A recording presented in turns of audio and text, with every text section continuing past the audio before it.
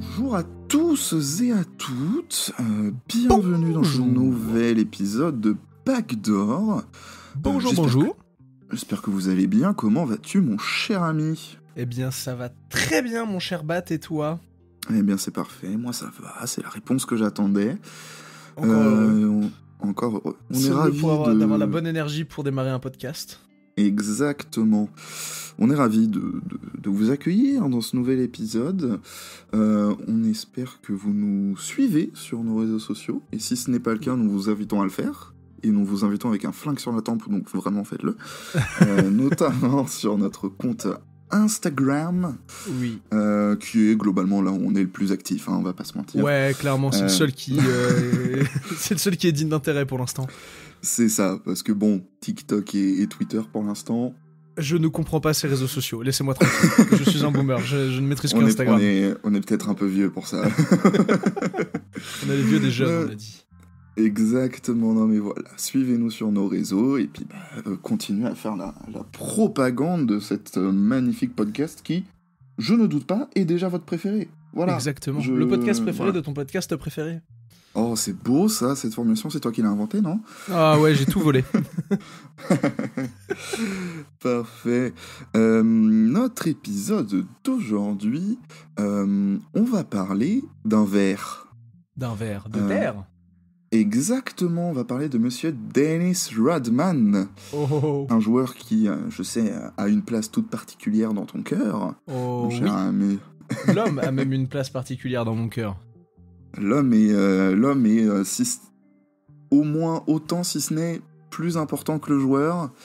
Ah, oui. C'est même avant tout une star hors terrain avant d'être une star sur le terrain, Dennis Rodman. Hein.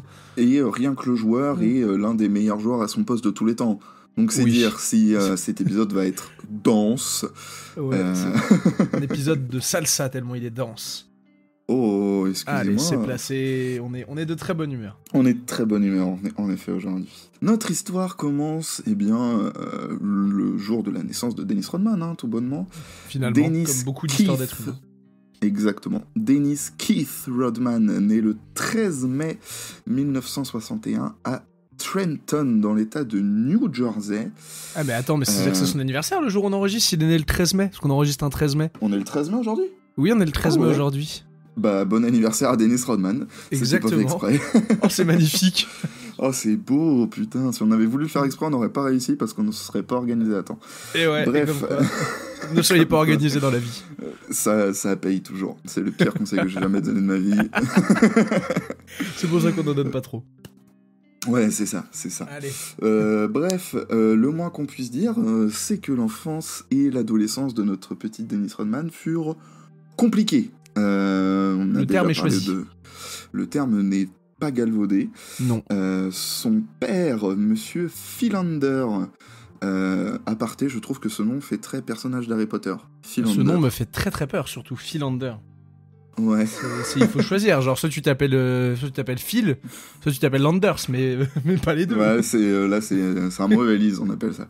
Ouais. Oui, donc son père Philander était un vétéran de la guerre du Vietnam, qui servira pendant 17 ans dans l'Air Force, excusez-moi. Punaise. Malheureusement, son père, Dennis, va grandir sans, puisque papa Rodman va l'abandonner, lui ainsi que sa mère, et ses deux sœurs qui sont Debra et Kim. D'accord. Donc voilà, Dennis grandit sans papa.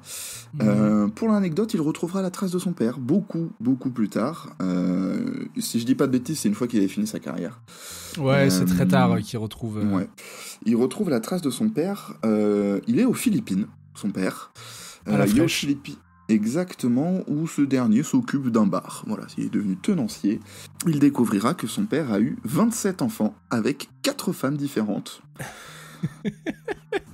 Voilà. Je le savais, mais ça me fait toujours autant rire, le 27 enfants. Dites-vous qu'il y a... Dennis Rodman a 26 frères et sœurs. Ça fait... les repas de famille sont un peu compliqués. Faut une sacrée table. Faut une grande baraque, ouais. Beaucoup de chaises. Dennis dira un homme a aidé à me mettre au monde, cela ne signifie pas que j'ai un père. C'est des mots très durs. C'est des mots très durs, mais bon, en même temps, papa est parti quand t'étais très C'est jeune, vrai. tu l'as jamais Non, vu, c'est vrai, c'est vrai. ça se comprend. On peut comprendre ton ressentiment, Denis. Ouais. Denis est un jeune homme quand même assez tourmenté. Il arrive à trouver sa place nulle part. Il se fait refouler par tout le monde, tout le temps. Que ce soit... c'était déjà un passionné de sport, hein, il voulait faire du basket, même du foot US, mais les équipes ne veulent pas de lui. Les équipes de son lycée ne veulent pas de lui. Ah, il est différent déjà à l'époque. Déjà, il est différent, puis surtout, il est petit et très frêle. Oui. Donc, ça permet pas trop de se démarquer. À l'époque, il ne fait qu'1m68. Pas l'athlète rêvé, hein. Non, 1m68 au lycée, c'est peu. Ah oui, c'est très peu peu. de chance que ce type aille taper les 2 mètres. Très... Et pourtant... Et la cote à 8 qui passe. C'est ça. Oh, c'est un safe bet, les gars, allez-y. Même à la maison, il y en a que pour ses sœurs, qui elles aussi jouent au basket et à un très bon niveau, puisqu'elles sont toutes les deux élues All-American. Putain. Ce qui n'est pas rien. Comme quoi, il y avait quand même un petit talent, une petite prédisposition pour le basket dans la famille. Ouais, il y avait un petit héros familial chez les Rodman qui devait être pas dégueulasse. Il a dû prendre pas mal de rebonds quand elle faisait des shoots dehors. Ah bah j'imagine. Ouais. Ça vient peut-être de là. Foreshadowing.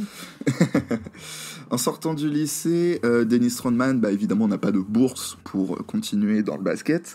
Il enchaîne donc les petits boulots. Dans le désordre, il va travailler à la plonge dans un restaurant. Ce qui me fait un point commun avec Dennis Rodman. Ce qui m'en fait un aussi.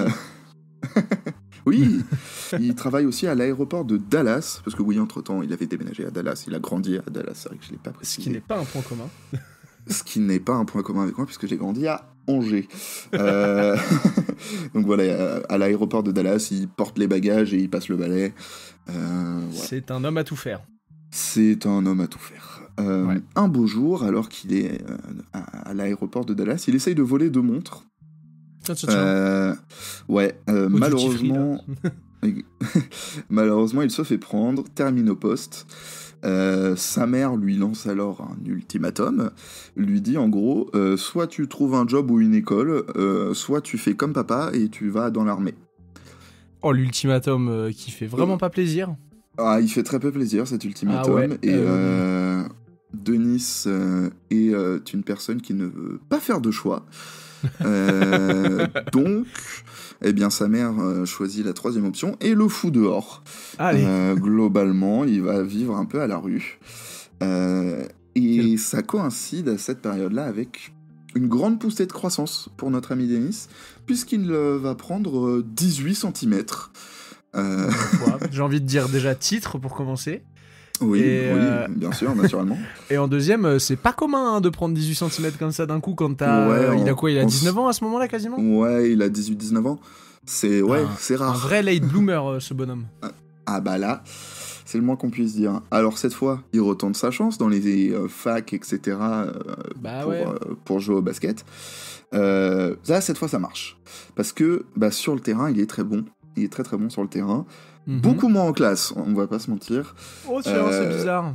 Ouais, son bulletin déplorable ne lui permet que de rejoindre une petite fac de seconde zone, la très célèbre Southeastern Oklahoma State. Voilà. La fac du sud de l'Oklahoma, enfin du sud-est. Sud-est, ouais, c'est ça.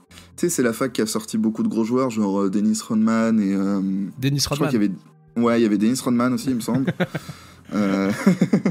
Allez, le traditionnel. Bref, il va y rester pendant 3 ans avant de se présenter à la draft de 86. Et il est sélectionné à cette draft de 86. Tiens, alors Denis il est choisi avec le 27e choix. Alors, aujourd'hui, dans la draft, c'est le premier tour. Pas encore à l'époque. Ouais, est-ce qu'il n'y a pas encore 30 équipes ? Ouais, donc s'il est choisi en gros en début de second tour. Notre ami Denis, il est choisi par les Pistons. Detroit, exactement. Notre ami Denis s'envole donc vers le Michigan et le froid du Michigan. Oh, pas le meilleur endroit. Hein. Quand tu passes de Dallas au Michigan, c'est dur. Hein.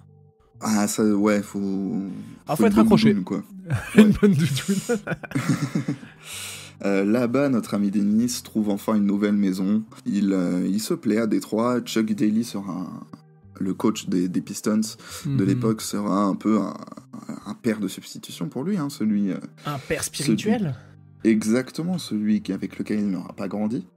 Et le moins qu'on puisse dire, c'est que niveau fit, Dennis Rodman et cette équipe des Pistons, c'est franchement pas mal. Ah, t'imagines, tu mets un fou furieux dans une équipe de fous furieux ? Exactement, je dirais même que Dennis, c'est un peu la personnification de cet état d'esprit de cette équipe de Détroit. Les fameux bad boys qui vont pratiquer un basket que je qualifierais de rugueux. Oui. Proche du catch, irait aussi. Ouais, parfois même violent un peu. Hein. Léger, très léger. T'abuses légèrement, je trouve. Mais ouais, très léger. Non, mais j'ai tendance à grossir le trait, tu vois. C'est ouais. Voilà, faut marketer l'info, comme on dit. Non, mais t'as raison, Bah ouais, lui qui a dû se battre toute sa vie pour avoir tout. Pour survivre, finalement. Ouais, c'est ça, exactement. Il va apporter cette même énergie et cette même combativité sur le terrain. Forcément, c'est pratique, des gars comme ça, dans une équipe de basket. Moi, je pense que vraiment Chuck Daly a vu arriver Dennis Rodman, il a dû faire un entraînement, il a dit mais vous l'avez créé spécialement pour moi, c'est pas possible. Ouais, c'est ça. C'est comment ça, il se jette la tête la première là où personne ne veut mettre le pied. Même Bill Laimbeer, il ose pas et lui, il y va. C'est à peu près ça. Du fait qu'il ait commencé le basket vraiment sur le tard, il comprend vite que pour durer dans la grande ligue, il devra se concentrer un peu sur les basses besognes du jeu, comme on dit. Ce qui démontre à quel point il est intelligent. Ouais, les tâches que personne ne veut faire, hein, c'est-à-dire la défense hargneuse, prendre l'air bon et laisser tous ses coéquipiers marquer les points. Très très clairvoyant. Exactement. Pour illustrer tout ça, il ne terminera qu'une seule de ses 14 saisons dans la ligue, au-dessus de 10 points par match en moyenne. Parce qui en a quelque chose à foutre de scorer. C'est ça. Puis surtout qu'à cette époque-là, à Détroit, il y a des gars qui sont capables dans ce secteur. Hein. Ouais, 2-3 pas mauvais. Ouais, il y a Isaiah Thomas, il y a Joe Dumars, Adrian Dantley. Vin Baker arrive plus tard, non ? Ah, il est déjà là, Vin Baker, non ? Pour moi, c'est milieu des années 90 qu'il arrive. Ah, je crois que Vin Baker était déjà là pour le back-to-back, tu vois. Je suis pas certain, enfin bref. Puis même une Bill Laimbeer aussi. Une bonne culture basket. Bill Laimbeer aussi est là, hein, qui mine de rien, malgré ses faux airs de boucher, avait quand même un petit toucher, pas dégueu. Sacré Bill. Ouais.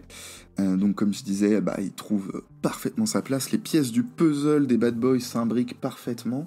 Et Dennis amène à ce groupe-là, alors qu'il y avait déjà une bonne base, mais il amène une mentalité de guerrier bestial finalement. Hein. C'est la cerise sur le gâteau. Hein. Ouais, un animal sur le terrain, notre ami Dennis. Un ver. Un ver, finalement. Aussi, il faut dire qu'il a aussi bien profité des conseils de Bill Laimbeer et d'Isaiah Thomas, hein, qui lui ont appris quelque chose, quelques petits tips. Ça lui a appris la vie à la dure. Ouais, c'est ça. Lors de sa saison rookie, les Pistons échouent malheureusement au Game 7 face aux Celtics. En 87, les Celtics, non, ils gagnent pas, c'est en 86 qu'ils gagnent. Donc voilà, les Celtics qui iront perdre derrière en finale de la NBA contre les Lakers. Déjà, c'est pas mal. Première année, tu fais des finales tu fais finale de conf, tu perds en 7 contre les Celtics de Bird, Michael et Parrish. C'est ça, t'as défendu sur du gros nom, t'as commencé à te faire un peu les dents. Franchement, y a pire comme début de carrière. Hein. Oh oui. Ouais. Saison sophomore, Dennis fait petit à petit sa place dans le 5 majeur des Pistons. Hein. Cette saison-là, il débute 32 matchs du côté de Détroit. Cette fois, les Pistons à l'Est ne tremblent pas. Après une régulière qui les voit terminer deuxième de l'Est avec 54 victoires, ils éliminent les Bullets au premier tour. Ils étaient déjà nuls, les Washington. Déjà, ils allaient en playoffs, ce qui est mieux qu'aujourd'hui, effectivement. Ouais, ils ont même pas le first pick, enfin bref. Ils éliminent en demi-finale les Bulls de Michael Jordan, avec le début des Jordan Rules, un peu. Hein. Début d'une petite rivalité, en fait. Ouais, qui est très intéressante, cette rivalité. Tiens. Bon, c'est pas trop le sujet aujourd'hui, mais on vous invite à creuser là-dessus. Il y a plein d'anecdotes un peu marrantes. Et en finale de conf, ils retrouvent leurs amis de Boston qu'ils battent cette fois en finale de conférence. Et là, ça y est, saison sophomore, notre ami Dennis est en finale. Ça y est, c'est les finales NBA, c'est parti. C'est les finales NBA face aux Los Angeles Lakers, champions en titre. Les Lakers du Showtime, de Magic, de Karim, de James Worthy, contre les bad boys rugueux de Détroit, là. Les mecs... C'est l'opposition de deux mondes, vraiment. Ah bah, c'est les lumières de Los Angeles contre la froideur et le déjà crash industriel de Détroit. La pluie de Détroit, ouais, c'est ça. La série des finales est très très serrée. Les Pistons mènent 3-2 avant le Game 6. Et autant dire que ce match, je vais piquer un peu l'expression que t'aimes bien, on respire avec un cure-dent. Ouais, j'ai créé une expression, je suis heureux. Bah ouais, alors qu'il ne reste que 8 secondes à jouer, dans ce match 6, les Pistons sont menés que d'un petit point. Joe Dumars prend un shoot. Bon, malheureusement, il le rate. Mais comme de nombreuses fois dans sa carrière, c'est Dennis Rodman qui est là et qui récupère le rebond. Toujours là, le bon vieux Dennis. Ouais, malheureusement, il sera... le demi-centimètre trop court qui fait qu'il rate le putback. C'est con, ça. Ouais, c'est un peu con. C'est un peu con. T'avais fait le plus dur, Dennis. C'est dommage. Et t'as pas été capable de finir.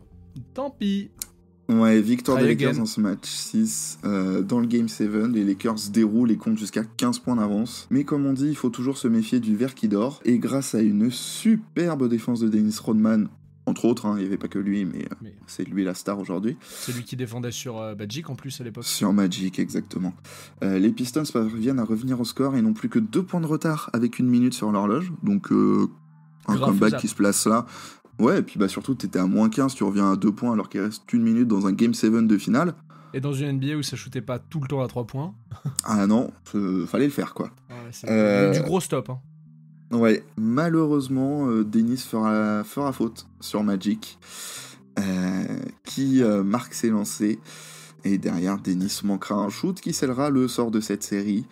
Voilà, les Pistons s'inclinent donc au bout du 7e match face aux Lakers du Showtime, qui là remportent leur 5e titre en 8 ans. Pas dégueu. Pas dégueu.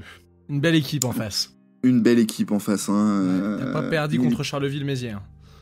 Exactement, avec tout le respect qu'on doit évidemment à Charleville-Mézières. La saison suivante, les Bad Boys reviennent avec le couteau entre les dents, littéralement pour le coup. Ils étaient armés sur le terrain. Ouais, c'est ça. Dennis sera All Defensive Team pour la première fois de sa carrière. Il tourne en 9 points, 9 rebonds sur cette saison-là. Magnifique. Il n'y a plus aucune pitié là en play-off de la part des Pistons, qui vont se débarrasser successivement des Celtics, des Bulls, avant de détruire LA 4-0 en finale et de les priver d'un three-peat. Voilà, merci, au revoir, c'était bien sympa. Maintenant le Showtime, c'est terminé les gars, c'est nous maintenant. Maintenant c'est Détroit. C'est ça, c'est seulement sa 3e saison NBA et ça y est, Dennis est champion. Très très fort. Et une belle bague, avec un style qui va bien à notre ami Dennis finalement. Il l'a fait pas. C'est pas cette bague qui fait fitter pour son majeur ? Je sais pas c'est laquelle qu'il a fait. Ah, je crois que c'est celle-ci, la première qui fait fitter à son majeur, il me semble. Marrant. Très rigolo, très Dennis. Pour ceux qui ne l'ont pas, les champions NBA reçoivent une bague de champion. Oui. Et notre ami Dennis a demandé à ce qu'il puisse la mettre à son majeur pour lui adresser un joli majeur avec sa bague. Histoire d'avoir plein de classe et d'amour. Exactement, c'est très Dennis Rodman ça. Oui. Au début de la saison 89-90, on avait un peu peur que Détroit perde un peu de son identité défensive, avec le départ de Rick Mahorn pour les Minnesota Timberwolves lors de l'expansion draft. Au revoir Rick. Bah ouais, ça laissait quand même un trou, parce que Rick Mahorn, dans le genre garde du corps, tueur à gage. Genre belle bête. Ouais, c'est à peu près ça.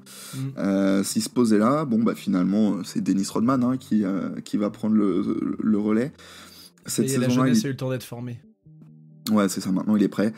Parce que jusque-là, il était encore en maturation. Oui. Tu vois. C'était encore en train de l'arroser un peu tous les soirs là pour qu'il grandisse. Ouais, c'est ça, maintenant il est bien mûr là. Exactement. Il sera titulaire sur la moitié de la saison et remporte le trophée de défenseur de l'année cette saison-là. Les Pistons terminent la régulière avec 59 victoires, rien que ça. Bah, C'est pas dégueulasse. Oh non, ça va être moins bien, les Pistons, ils ont perdu Rick Mahorn. Que dalle. Ouais, c'est ça. Non, mais c'est moi en fait maintenant, salut, moi je m'appelle Denis, c'est moi qui vais prendre le relais, je vais faire ça encore mieux puisque je suis Deepoy, quoi. Allez, parce que finalement, pourquoi pas. Pourquoi pas. Après un run de playoff qui les voit encore une fois affronter les Bulls de Jordan à l'Est. D'ailleurs, cette série de Pistons Bulls de 90. Celle-là est très très dure. Ah, c'est... Vous voyez Verdun, la guerre de tranchées ? Bah voilà. C'est à peu près ça. Les Pistons se retrouvent une nouvelle fois en finale. Cette fois contre les Blazers de notre ami Clyde Drexler. Tiens. Bah une boucherie, hein, globalement. Oui, bah encore. Une ça a boucherie découpé Los Angeles l'année d'avant, donc bon... Ouais, en 5 matchs cette fois-ci, les Bad Boys réussissent le back-to-back. À cette époque-là, Dennis Rodman est au sommet de son art. Ah bah là, on se dit... tout est beau pour Dennis. Exactement, c'est un profil de joueur rare. En soi, il a des mensurations assez banales. Il est un peu en dessous de 2 mètres. Ouais, il fait vraiment moins de 2 mètres. Hein. S'il fait un 95, c'est beau. Ouais. Avec des chaussures. Après, il est vraiment pas grand, Dennis Rodman, quand tu vois sur des photos à côté de gens qui font vraiment 2 mètres. Hein. Ouais, c'est ça. Et il est malgré tout capable de défendre n'importe quel joueur. Que ce soit du meneur au pivot, sans aucun problème. Bah oui, parce que pour défendre les petits, vu que lui, il est pas très grand non plus, il est assez vif et assez bas sur ses appuis pour les suivre, y a pas de souci. Et pour défendre sur des gros, genre Shaq, par exemple, même s'il est petit, il est très puissant, en fait. Il est très dur, Dennis Rodman. Hein. Et il est très dur et il est très con, surtout. Oui, aussi. Ça aide en plus beaucoup. de ça aide bien dans ce genre de situation d'avoir ce combo de puissance et de tête de con, quoi. Mais quand tu réfléchis, Dennis Rodman, c'est un 5 moderne avec 30 ans d'avance. Hein. C'est déjà un 5 que tu peux faire switcher sur les meneurs. Ouais, c'est ça. Enfin, un 4-5, vous avez capté. C'est ça. C'est ce que j'allais dire après, c'est t'en connais beaucoup des joueurs qui sont capables de défendre sur Prime Jordan et Prime Shaq. Non, j'en connais pas beaucoup, et quand bien même j'essaierais, c'est que des noms très prestigieux. Du style Monsieur Scottie Pippen. Tu pourrais inclure Monsieur LeBron Ramé. Et encore, Pippen est moins puissant que... Oui, c'est vrai que... Mais il pourrait faire le taf quand même, je pense. Ouais, il pourrait essayer. Lui, LeBron, allez, ça pourrait le faire. Ouais. Mais sinon, on va très vite s'arrêter là. Hein. Peyton est trop petit pour défendre sur Shaq. Ah, bah clairement, oui. Dans les autres grands défenseurs de cette ère-là, après, c'est tout de suite les grands, tu vois, les Ewing, les Robinson qui viennent, donc eux sont beaucoup trop grands et pas assez mobiles pour défendre sur un Jordan, par exemple. Un Kawhi Leonard ou un... Alors, vraiment sous-côté, mais un Shane Battier qui pourrait éventuellement se mettre, mais... Ouais, vite fait, quoi. Faut le dire vite, hein. On parle quand même de Prime Jordan et Prime Shaq. Oui, c'est ça. Après, on dit pas qu'ils vont les limiter à 0 points. Ils vont en prendre 30, mais... mais c'est sûr. Mais oui, c'était un défenseur exceptionnel d'exception. Ouais, exceptionnel d'exception. Ce qui fait surtout la différence avec Rodman, outre ses qualités physiques et athlétiques, je vais dire, c'est sa mentalité, on en a déjà un peu parlé. Ah bah oui. Comme le résumait si bien notre ami Isaiah Thomas, quand il parle de la première fois qu'il a vu Dennis Rodman, il a dit « J'ai d'abord remarqué son regard d'excité, puis je l'ai vu jouer, et je me suis dit qu'il était complètement dingue. » Oh, j'adore. Ok, c'est un fou furieux. C'est ça. C'est un fou furieux, ce mec est taré. Pourquoi est-ce qu'on a ramené un mec sorti d'asile, s'il vous plaît ? Ouais, c'est ça. C'est pas pour rien qu'on l'appelle Dennis la menace, finalement. Ah bah oui, non, c'est pas usurpé, ça aussi. C'est ça. Les adversaires apprennent à craindre ce type, hein, quand même. Hein. Il passe pas trop inaperçu. Même déjà à cette époque-là, au début des années 90. Hein. Ouais, pourtant il est encore sage, capillairement et tout. Déjà, il a un physique et une gueule un peu chelou. Tu sais, il a un corps longiligne, il est long et fin, il a des grandes pattes, il a les oreilles décollées un peu, tu sais, il ressemble pas à grand chose, Dennis Rodman. Il a un regard un peu inquiétant. Il fait, alors c'est vraiment tiré par les cheveux, mais il est un peu creepy comme l'est le mec dans La colline à des yeux. J'ai pas vu ce film. Ah, dommage. J'espère que vous aurez la rêve derrière votre votre casque. Je connais de nom ce film, mais je ne l'ai jamais vu. Moi, c'est un mec qui fait peur, mais bref, on va passer là-dessus. Tant pis. Ok. Bon, bah, j'imagine. C'est un mec au regard malaisant, t'inquiète pas. Ouais, je me doute. Dennis Rodman, au fil des ans, bah, il va s'imposer comme le meilleur ailier rebondeur de tous les temps. Oui. Donc, comme on l'a déjà évoqué vite fait, mais je me l'étais noté maintenant, bah, il mesure moins de 2 mètres. Hein. Moi, j'ai noté 1m98 pour 100 kg. Ouais, moi j'ai toujours vu que les gens disaient 1m98, c'est très généreux avec Dennis. Hein. Ouais, c'est la conversion entre le système impérial et le système métrique, je pense. Ouais, et puis ils aiment bien mesurer avec les chaussures aussi. Hein. Pendant longtemps, les mesures de joueurs NBA étaient données avec les chaussures. C'est qui est complètement con. Après, non, ça s'entend, parce que tu joues ou pas au basket pieds nus, donc bon, en soi, ta taille, c'est ta taille avec tes chaussures. Ouais. C'est pas une taille civile. Oui. Mais ouais, donc, aucun joueur ne possède son sens du sacrifice, sa science du placement, et surtout sa faculté d'anticipation. Alors, quand tu regardes des bouts de match de Rodman, t'as l'impression qu'il a un espèce de don qui te fait qu'il sait où ça va retomber à chaque fois. Bah tu l'as noté l'anecdote sur pourquoi il sait où ça va retomber chaque fois ? Ou je l'ai dit ? Non, très, très peu, je l'avais pas. Je te prie, alors, c'est Dennis Rodman qui racontait que... Enfin, c'est un chassé-croisé entre Dennis Rodman et Asia Thomas qui raconte l'anecdote. En fait, Dennis, à l'entraînement, il se fout à la ligne des lancers francs pendant que tout le monde fait le shot around et lui regarde quel type d'arc ont les différents joueurs de l'équipe. Typiquement, je crois qu'il raconte en fait que si tu prends Asia et Joe Dumars, t'en as un des deux qui a un tir beaucoup plus en cloche et l'autre qui a un tir beaucoup plus en flèche. Et du coup, il te dit, bah en fait, c'est simple. Un truc en cloche, ça va forcément retomber plus proche du cercle parce que ça va le taper vers le haut, alors qu'un truc en flèche, ça risque de retomber beaucoup plus loin. Donc en fait, à partir de ça, il disait qu'il était capable d'estimer à peu près la zone dans laquelle le ballon allait se trouver quand il allait s'agir de le prendre si le tir était raté, tu vois. Genre, peu importe qu'il porte à droite ou à gauche, il sait que le ballon devrait normalement retourner dans cette zone-là. Et ce qui permet d'avoir ce si bon sens d'anticipation, c'est connaître les trajectoires. Ouais, bah écoute, c'est un vrai joueur d'échecs finalement, notre ami. Mais c'est ça, et en vrai c'est fou parce que je pense que j'ai jamais entendu un autre joueur NBA dire ouais je fais pareil, genre je regarde les rebonds de mes coéquipiers. Enfin, je l'ai entendu plus récemment, mais c'est un truc de ouf. Genre il avait là l'avance sur cette sens du rebond. C'est sûr, c'est clair. Bah, c'est pas pour rien qu'il va avoir un petit record au niveau des rebonds, j'y reviens juste après. Pour finir ce que je disais, à son sujet, notre ami Dominique Wilkins, pas la moitié d'un branque, hein, dira de lui, c'est le joueur le plus détestable qui soit. Il te démolit physiquement et mentalement. Voilà. C'est dire l'impact que peut avoir un Dennis Rodman sur les joueurs. Supplément, il pue l'alcool en plus. Ils sont l'agneau, le putain. Bref, en 92, il termine pour la première fois de sa meilleur rebondeur de la ligue, avec une moyenne que je qualifierais de Will Chamberlainesque. Wow, c'était pas facile à dire, mais t'as l'idée. Eh bien oui, avec... est-ce que tu l'as, sa moyenne de rebond ?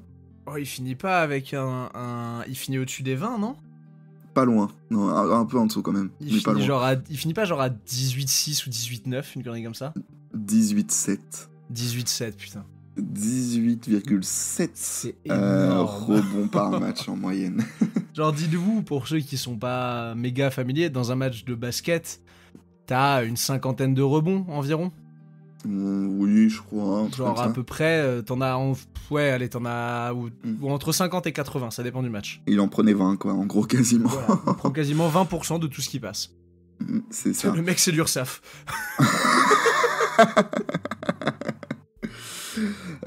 Il demeurera le roi de sa spécialité du rebond jusqu'en 98, ce qui fait donc 7 années de suite de domination au rebond. Let's go dans les années 90, hein, donc une ère où il y avait où les pivots étaient rois. Ouais, Shaquille O'Neal, Patrick Ewing, Hakeem Olajuwon, David Robinson, Karl Malone, Sean Kemp, enfin voilà, Dikembe Mutombo, vraiment un peu de monde, ouais. L'ère de la NBA où il y avait le plus de gros pivots ou gros rebondeurs, et bah c'est le petit là d'1m95, 100 kilos qui met tout le monde à l'amende. Ça, c'est vraiment la définition de... Comme on dit pour les petits meneurs de NBA, le cœur au-dessus de la taille. Bah, ce Dennis aussi, ça marche pour lui. Ouais, c'est ça. Sur ce span-là de 7 ans, il tourne à 16,7 rebonds de moyenne. En 7 ans. Donc c'est vraiment des stats qu'on n'avait pas vu en NBA depuis Russell et Chamberlain, quoi. Ah, mais c'est un truc de ouf. C'est des stats qui n'ont aucun sens. Et qu'on n'a pas revu. Et que je suis pas certain qu'on reverra un de ces quatre. Hein. On pourra peut-être le revoir, mais pas de sitôt. Hein. Ou alors, je dirais un Victor pourrait, mais je suis même pas sûr qu'il y en ait quelque chose à foutre d'en prendre autant. Ouais, 18, c'est beaucoup. Hein. Ouais. Ce qui me choque, c'est vraiment tu prends 9 ans et tu dis, enfin tu prends 7 ans et il y a 16 rebonds de moyenne, quoi. La plus basse saison, elle est à 14 et la plus haute, elle est à 19. Ouais, c'est ça. Il dira à ce sujet-là, notre ami Denis, j'en ai fait un art, rien ne peut m'arrêter. Je pourrais prendre des rebonds avec la tête s'il le fallait. C'est littéralement ce qu'on disait tout à l'heure de ce mec fonce tête la première là où des gens mettent pas le pied, quoi. C'est ça. Mais il y a des photos magnifiques. Dennis Rodman a les plus belles photos NBA sur des prises de rebond. Les moments où il est vraiment à la parallèle du sol pour choper un ballon qui sort.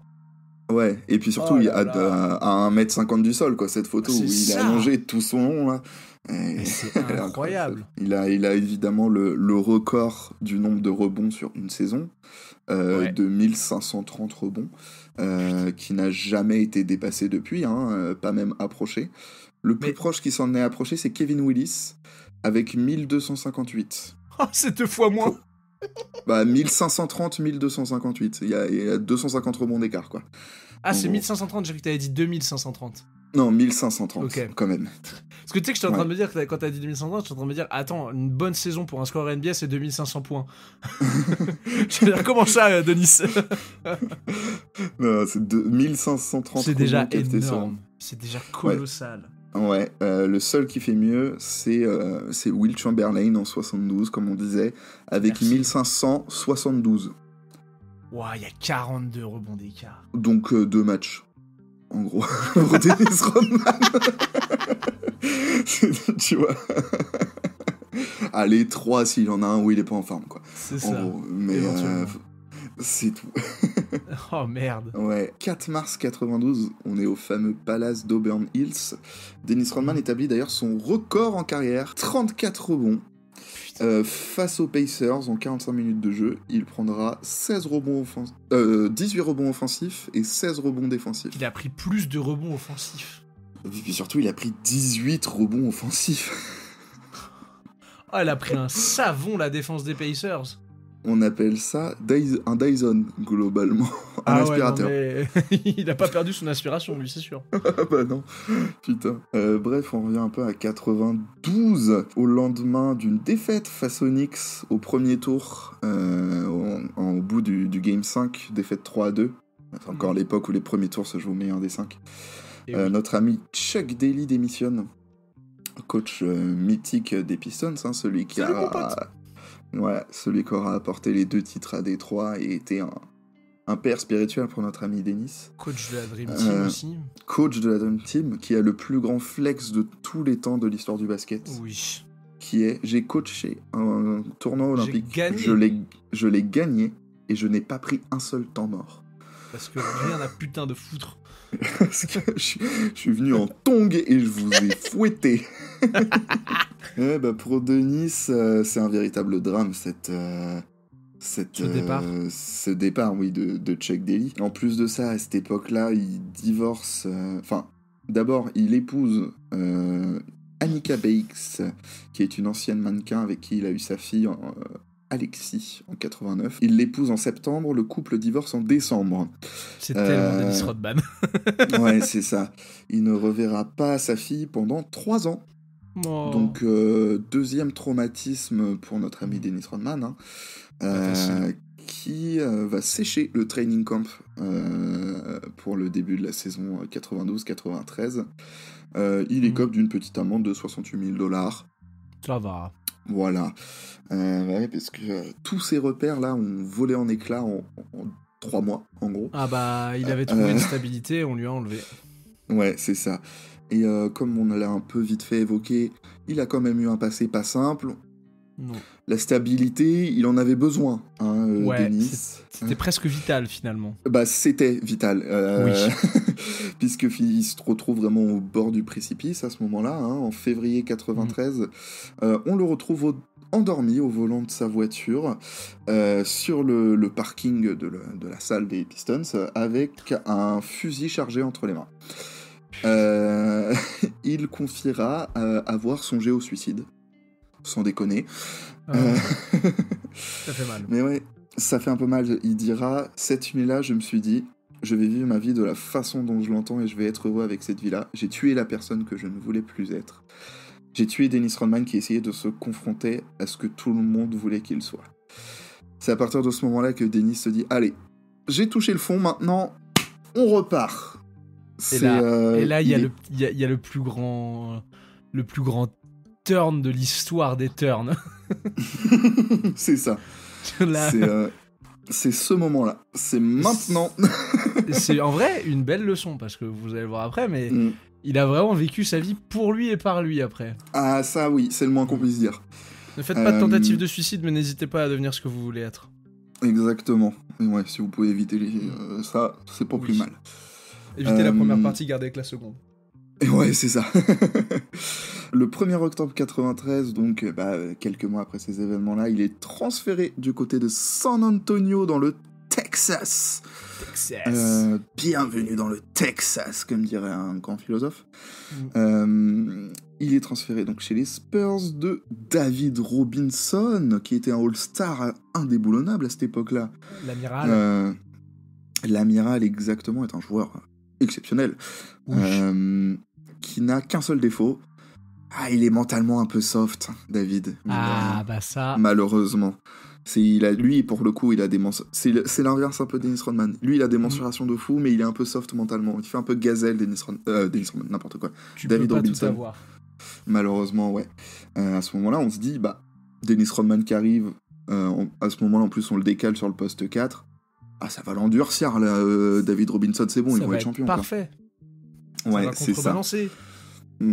À ce moment-là, on se dit, San Antonio, qui a une raquette injouable, en fait. T'as Dennis Rodman et David Robinson, qu'est-ce qui peut t'arriver ? En défense et en attaque, c'est relou. À jouer d'une façon globale. La prise de tête quand tu vois marqué San Antonio sur le calendrier. Ouais, parce que attaquer sur Rodman et Robinson, c'est relou. Ah oui, très relou. Autant dire que les rebonds, laisse tomber, te bats pas, tu vas te fatiguer pour rien.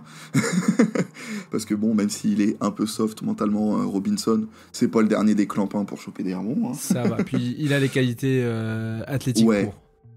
C'est ça.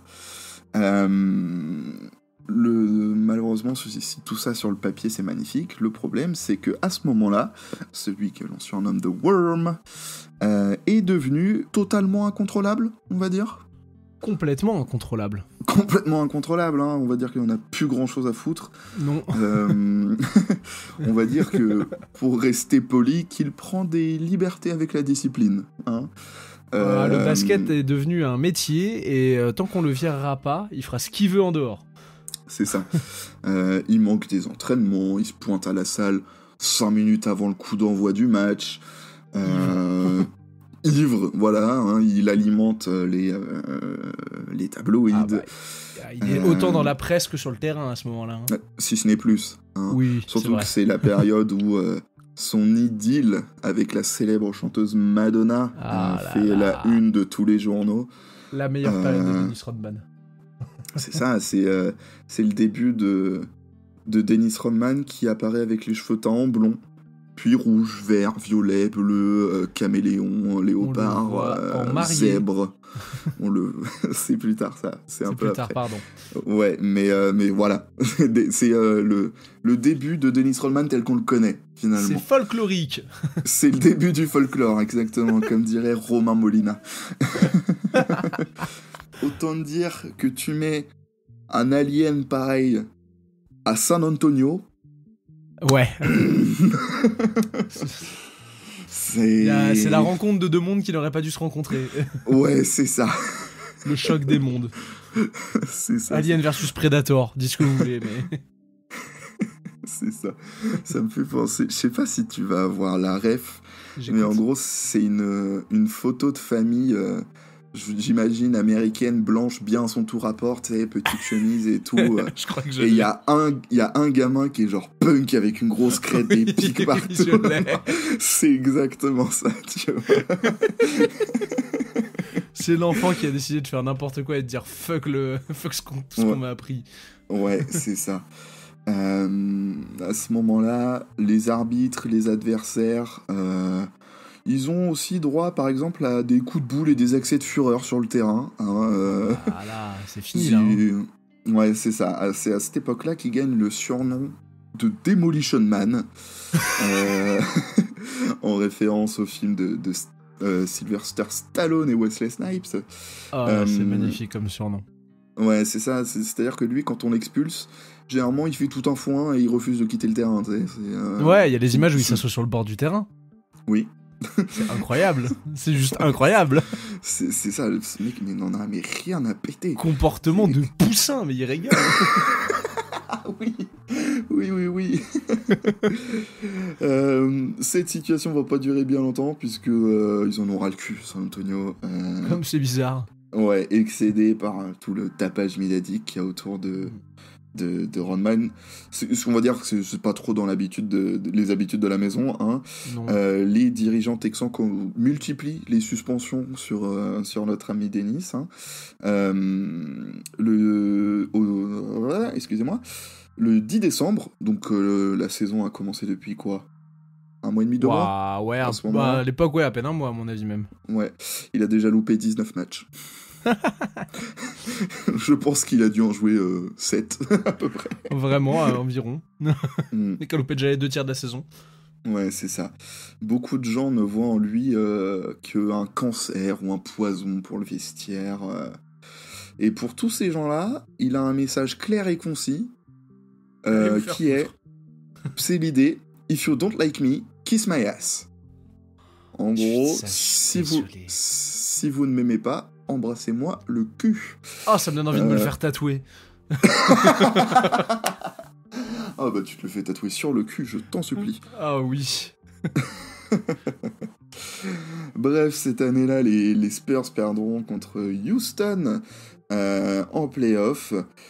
Et c'est notre ami Greg Popovich qui vient d'être nommé general manager à cette époque-là. Il décide d'assainir le vestiaire en envoyant celui qu'on surnomme l'agitateur numéro 1 du côté des Bulls. Et oui. Exactement. Dans un trade qui va pas beaucoup plaire côté Bulls, hein. Ah non, pas tant. Autant bien joué Jerry Krauser, autant Jordan, il a dit j'aime pas trop. Comment ça? Ouais. Dennis Rodman sera échangé dans l'Illinois contre Will Perdu et du cash. Genre Will vraiment... Perdu qu'on a retrouvé d'ailleurs. Oui, à San Antonio on l'a retrouvé finalement. Bah ouais, en gros, à Chicago, ça faisait 2 ans qu'on se cherchait un remplaçant à Horace Grant. Qui était bien trouvé là. Ouais, Horace Grant qui était le poste 3-4 titulaire du premier 3-peat des Bulls au début des années 90. Qui est parti à Orlando à ce moment-là. Exactement, c'est ce que j'allais dire, tu m'as ôté les mots de ma bouche. Et tu sais comment je l'ai appris ? Grâce à l'épisode sur le Shaq. De Backdoor. Ah ouais ? Marrant. Non, je sais que t'en parles, mais voilà, je voulais le placer, parce que je sais que t'en parles dans l'épisode. Putain, mais même moi, je m'en souvenais plus. Oui, alors que c'est moi qui ai fait l'épisode. C'est moi qui ai fait les recherches, qui l'ai écrit, qui l'ai raconté. Je m'en souviens plus. Non, mais il n'y a qu'une seule personne qui tire ce duo vers le haut, donc bon. Ouais, c'est pas moi. Allez, Enfin, enchaîne. bref. Donc il arrive aux Bulls. Jerry Krause, donc on disait qu'il cherchait un remplaçant, Horace Grant, fait le pari d'aller chercher le champion 89 et 90. C'est un peu risqué, hein, on va pas se mentir, parce que déjà, il a 34 ans, Pépère, donc plutôt jeune. Et puis surtout, évidemment, hein, je te le donne dans mille, hein, il est un peu réputé ingérable. Oui, et il s'entend pas très bien avec Jordan déjà, parce qu'il lui a cassé la gueule à une époque. Ouais, il y a un petit passif entre les deux, ouais. C'est un peu son meilleur ennemi. on peut dire ça, c'est ça. Malgré tout, il va trouver sa place dans un environnement qui lui rappelle un peu Détroit. Notre ami Dennis Rodman, sous les ordres de monsieur Phil Jackson. Ça, c'est un choc des mondes. Hein. Ah ouais, entre le Zen Master, un gars qui prône le yoga, tout ça. Qui kiffe les plaines de l'Utah. Ouais, c'est ça. Et Dennis Rodman.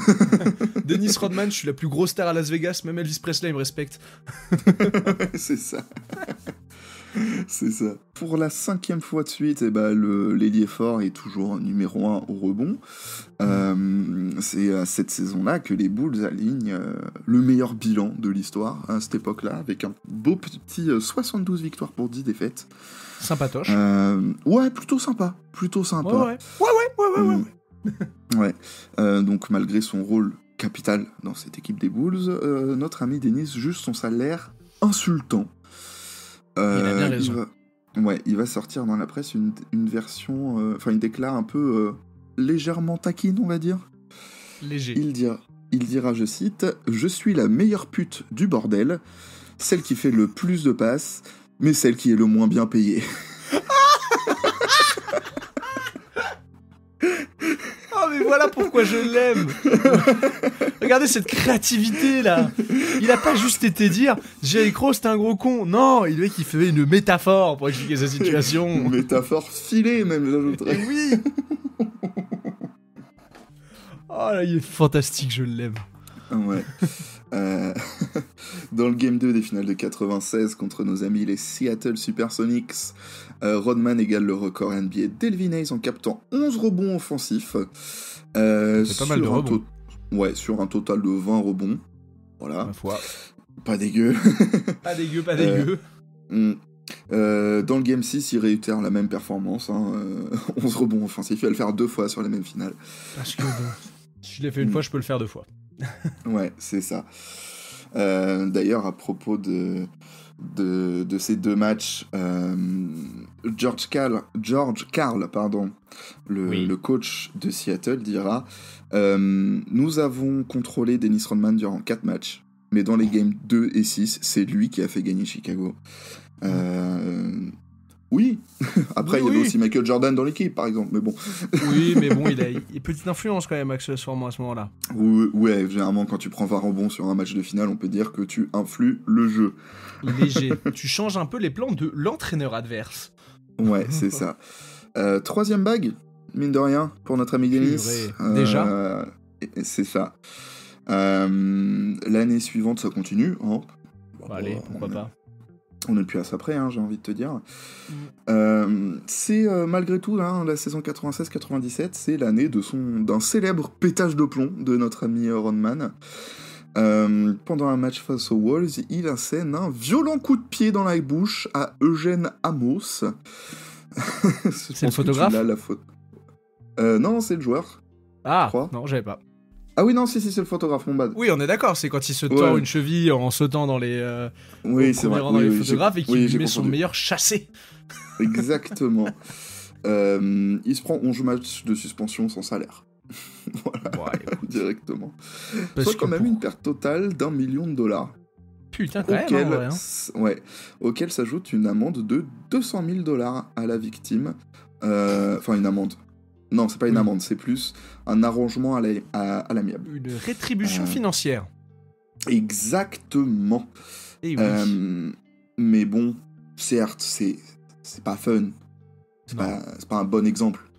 Mais c'est pas grave. Mais malgré tout, les sponsors vont se frotter les mimines, puisque c'est ce genre de frasques de notre ami Dennis Rodman qui vont rapporter plus de 6,8 millions de dollars de pub.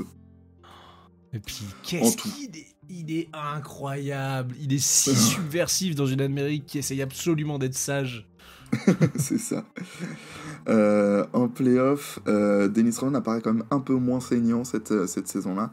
Ouais, En même temps, en face, il y a un facteur qui lui pose quelques problèmes. Hein. Un mec qui est trop fort quand il délivre le courrier, là, bam. Ouais, Il te fait ses tournées en 5 minutes et tout, trop relou. C'est ça. Même s'il est un peu moins bon sur ses finales, on connaît le résultat. 4e bague pour notre ami Dennis Rodman, qui, pour fêter ça, ira monter sur un ring de catch en juillet avec son pote Hulk Hogan. L'image est exceptionnelle, allez la voir. Ouais, c'est ça. Moi, l'info que j'ai trouvé le plus drôle, c'est que dans les magasins de jouets à cette époque-là, les poupées à l'effigie de Dennis Rodman s'arrachent comme des petits pains. Mais tu m'étonnes, le mec il est partout. Ouais, attends, il est sorti avec Madonna, il joue aux Bulls. C'est une personnalité de fou, il met des coups de pied aux journalistes. Il a des cheveux dans toutes les couleurs, toutes les scènes. C'est ça, le merchandising, mais t'es comme un dingue. Ouais, donc après sa petite effigie du côté de la WWE, notre ami Dennis Rodman, 7e titre de meilleur rebondeur, hein, on n'est plus assez après. Non, il les collectionne. C'est le dernier qu'il obtiendra quand même, faut pas déconner. Chicago à nouveau en finale, une nouvelle fois contre le Jazz de son meilleur ami le Facteur. Et cette fois, Dennis Rodman mène la vie bien dure au Facteur, hein, durant les 3 premiers matchs de la série. Oh oui. Après, il y a un truc entre les matchs 3 et 4. Peut-être qu'il y a une escapade. Peut-être qu'il y a une escapade.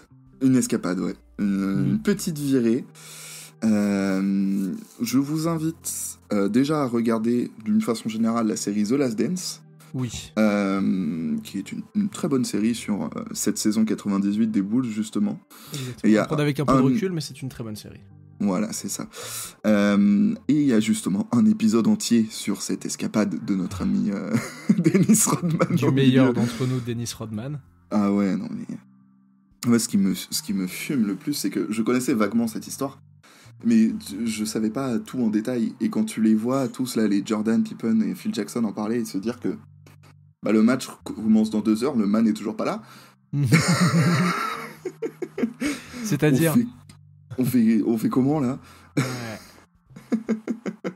Et sachez qu'il a été à l'heure. Ouais, c'est ça qui est le plus fou. Qu'il n'y a peu que Dennis Rodman pour faire ça. Ouais, c'est ça.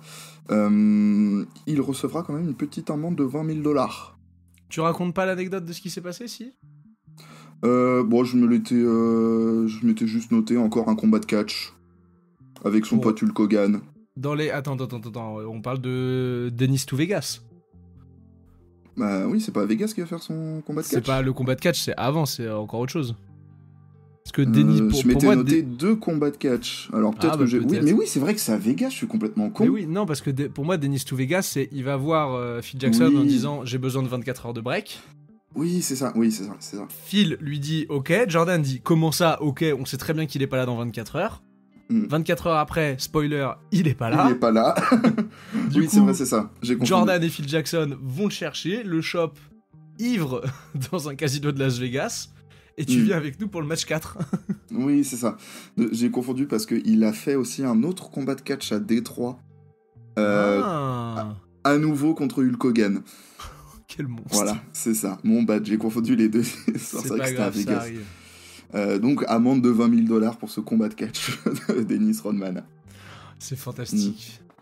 Malgré tout, dans le match 4, Dennis Rodman, il fait du Dennis Rodman. Hein, il limite comme il peut, et il limite plutôt bien notre ami le Mailman. C'est un bon limiteur. Il va le forcer à commettre une faute qui sécurise la victoire des Bulls, 86-82. Et après, on connaît la suite, hein, Game 6, Byron Russell qui se fait pousser par Michael Jordan. Oh, c'est dur, il se fait pousser. Non, j'abuse, en vrai, j'abuse. Il y a une légère poussette, mais il y a pas léger. Faute. Oui. 3 fois. Et puis, vas-y, c'est un shoot mythique. Ouais. Fun fact, cet été-là, Malone et Rodman se retrouveront sur un ring de catch. En fait, il avait un contrat d'intermittent avec la WWE, cet enculé. C'est pas impossible. C'était la WCW en plus, je suis un connard. C'est pas grave. Bref, après ça, Dennis Rodman ira jouer aux Lakers et il retournera aux Mavs. Oui. Pour finir gentiment sa carrière NBA. Il sortira du circuit NBA. On retrouvera quand même, mine de rien, à jouer au basket un peu partout. Hein ? Je dis, il a fait pas mal de trucs après sa carrière NBA. Ouais. Juste pour finir sur le basket, on le retrouve en Ligue mineure, la ABA, donc la Ligue 2, quoi, aux États-Unis, oui. Il va jouer en Finlande, il va jouer en Angleterre, il va jouer aux Philippines, il va jouer en Belgique, même. Le match en Finlande est exceptionnel. Ah ouais, j'ai pas. Ah, l'anecdote du match en Finlande, j'ai revu des trucs passer récemment dessus. Vraiment, il joue un seul match en Finlande. Et vraiment, il envoie genre 35 points et il prend des tirs à 3 points.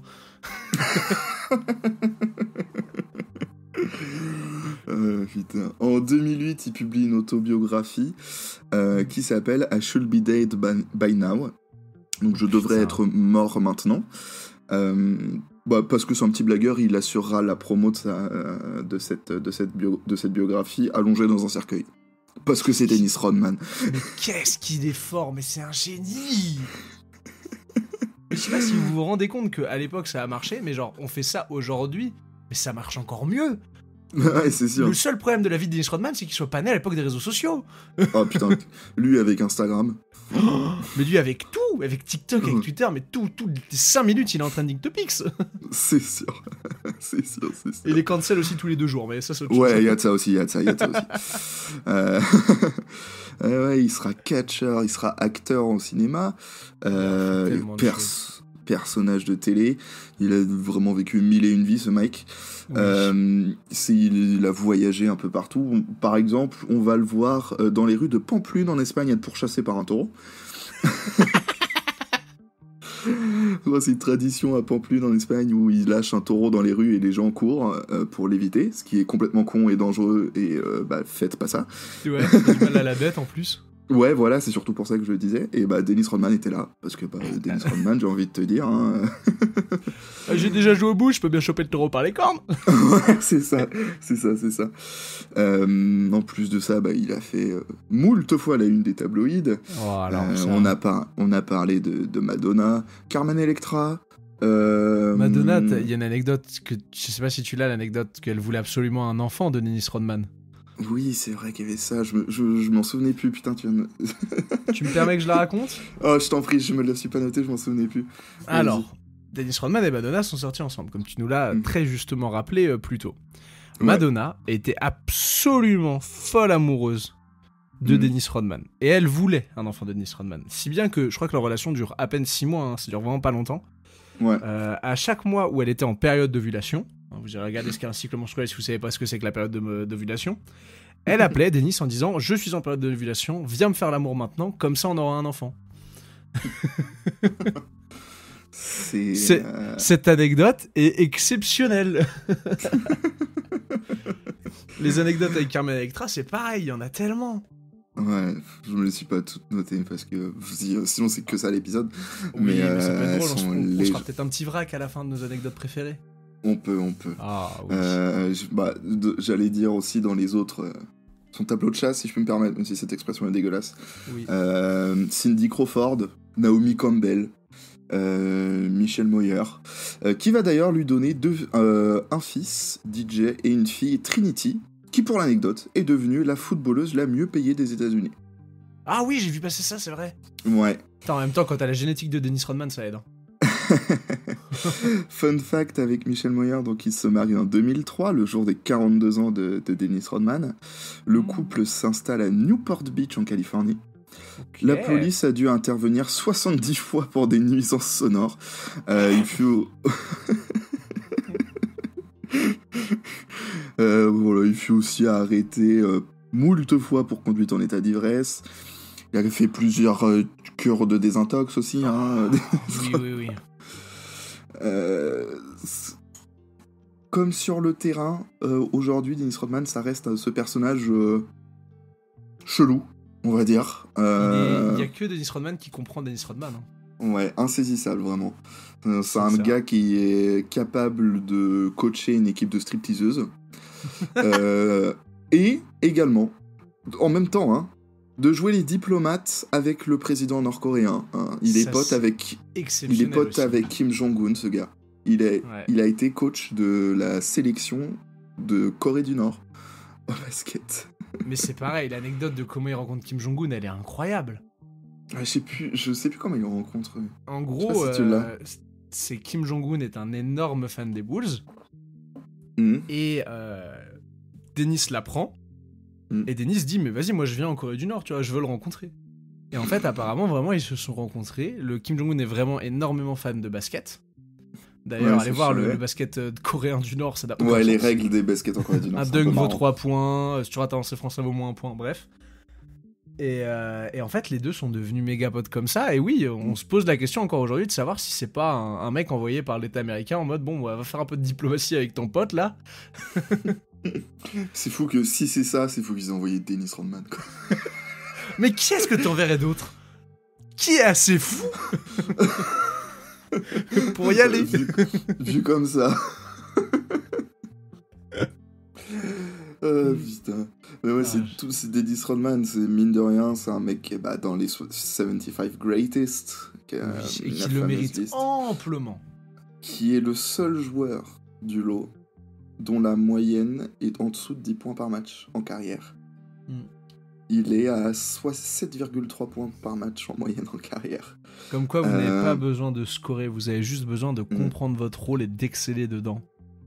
Malgré tout, dans le groupe, il est la 10e meilleure moyenne au rebond, avec 13,1 rebonds en moyenne. Pas dégueu. En carrière. Pas dégueu. Voilà. Pour notre tu fais le rapport taille-rebond, bon, ils les enculent tous. Hein. Ah ouais, clairement. On va finir avec des petites anecdotes en vrac. Est-ce que tu en as une qui te vient en tête? Ah, mais j'en ai 14 milliards. Par laquelle on commence? Est-ce qu'on commence par celle de Craig Sager ou pas? Oh oui, elle est bien. Tu veux la raconter? Vas-y, je te la laisse. Moi, j'en ai une après.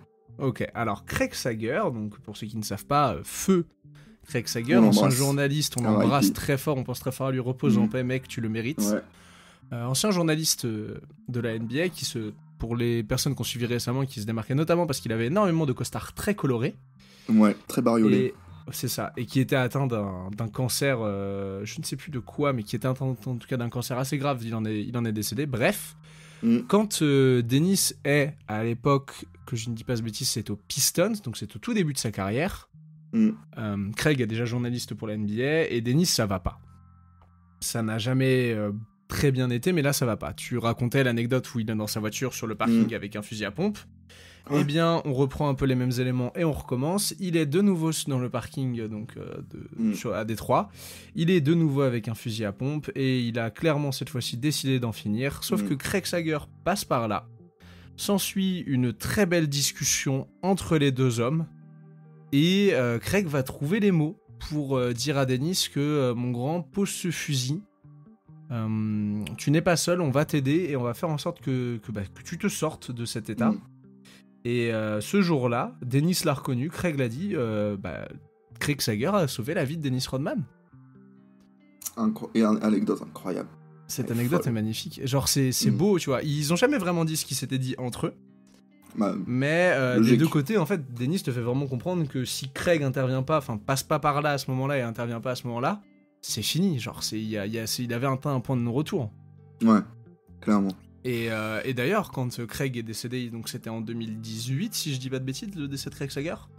Possible, ouais, je sais plus. Dans ces années-là. Dans ces eaux-là, quoi, fin des années 2010. Ouais, Dennis Rodman avait rendu un hommage très très émouvant à Craig Sager. Où tu sens que les deux étaient devenus, enfin que c'était vraiment devenu de très très grands amis par la suite. Tu m'étonnes. Très très belle anecdote. Avec quoi tu souhaites enchaîner, mon brave? Je repense à son intronisation au Hall of Fame. Oh oui. Où en gros il a une punchline dans son discours que j'adore. Où il dit en gros je comprends pas ce que je fous là. J'ai l'impression que ceux qui ont voté ont oublié qui j'étais vraiment. Un truc comme ça. Il dit un truc comme ça en substance, j'ai plus la citation exacte, mais c'est un truc comme ça qui dit, genre, ça, genre pourquoi moi? Genre, vous avez vu tout ce que j'ai fait? Toutes les dingueries que j'ai fait? Et j'y suis là? Vous me mettez quand même à cette place. Il a un très beau discours. Ouais, oui, tout le discours est magnifique. Il est en larmes, putain, il chiale dans ce discours. Ah, tu m'étonnes. Oui, si tu m'étonnes aussi, c'est vrai, mais on n'a pas l'habitude de voir Dennis Rodman chialer en public. C'est sûr. On a plutôt l'habitude de voir casser des bouches. Exactement. Je repense à un truc aussi, qui est une news que j'ai vue tomber il y a pas très longtemps. Bon, tu n'es pas sans savoir que Dennis Rodman a quelques tatouages. Non. Ah bon? J'ai vu que récemment, il s'était fait tatouer le visage de sa meuf sur la joue. Oui, j'ai vu passer ça. Sur la joue, genre... Bon, on espère qu'il va pas divorcer cette fois. Mais surtout, imagine, t'es sa femme. Tu vois ta tête sur la joue de ton mari. Quel grand malade, j'adore. Enfin, ça doit être perturbant au quotidien. Ouais, c'est vrai, peut-être. J'espère que le tatouage est bien fait. Ouais, enfin, je suis un peu perplexe. Non, je comprends que tu sois perplexe. Ouais. Tu parlais de casser des bouches tout à l'heure. Ouais. Il y a un truc que Dennis Rodman s'est cassé 3 fois. Est-ce que tu sais ce que c'est? La bite? Oui, sa bite. Dennis Rodman, dans une interview avec Ellen DeGeneres, il faisait un vrai ou faux. Et du coup, elle lui dit, ouais, vous vous êtes déjà fracturé le pénis. Et il tourne l'ardoise, vrai. Et il explique qu'il s'est donc fracturé au total dans sa vie 3 fois le pénis. Ouais. Et dont une fois parce que il s'est positionné à... Vous imaginez une chambre d'hôtel. Vous imaginez le lit au milieu de cette chambre d'hôtel avec la demoiselle qui attend. Et la demoiselle dit « Oh, j'ai envie que tu prennes ton élan de l'autre bout de la pièce et que tu sautes en moi. » Bon bah c'est Dennis Rodman, donc il s'exécute. Bien évidemment, ça ne se passe pas du tout comme les deux l'avaient prévu. Hein, surtout t'imagines Dennis Rodman qui saute, hein, on l'a vu sauter tête la première dans des tribunes, dans des photographes, tout ça. Là, tu te doutes bien que ça allait pas bien finir, quoi. Voilà, il a voulu littéralement y plonger la tête la première, et et bon, bah son pénis va heurter l'entrée et se fracturer. Hein, ce qui lui demandera bien évidemment d'aller à l'hôpital. Étonnant. J'ai pas les anecdotes avec les 2 autres fois. Mais c'est vrai que celle-là est pas mal. Celle-là est très très belle et il y a vraiment que Dennis Rodman pour avoir ça. Bah, c'est comme, je crois que c'est dans cette même interview-là, le vrai ou faux, où il dit... où t'as... je sais plus quel journaliste tu disais. Hélène DeGeneres. Ouais, DeGeneres. Qui lui dit, vrai ou faux, vous avez un piercing au scrotum? Oui. Et il dit, bah, vrai. vrai. Ouais, voilà, c'est Dennis Rodman. Ouais. Mais je sais pas si... J'ai pas trop cherché l'info, tu me diras. Il a pas fait du porno, lui? Je sais pas, mais ça me surprendrait pas. Mais non, je pense pas. Ce serait le personnage, quand même. Non, ouais, ça m'étonnerait pas. Ce serait le personnage, mais faut regarder, peut-être. Peut-être. N'allez pas chercher si vous avez moins de 18 ans. Oui, évidemment. Comme Larry Sanders. Comme Larry Sanders. Benz Brown, on rappelle. Mais non, tout à l'heure j'ai voulu en parler, tu m'as dit qu'on attendrait, mais l'anecdote de la robe de mariée.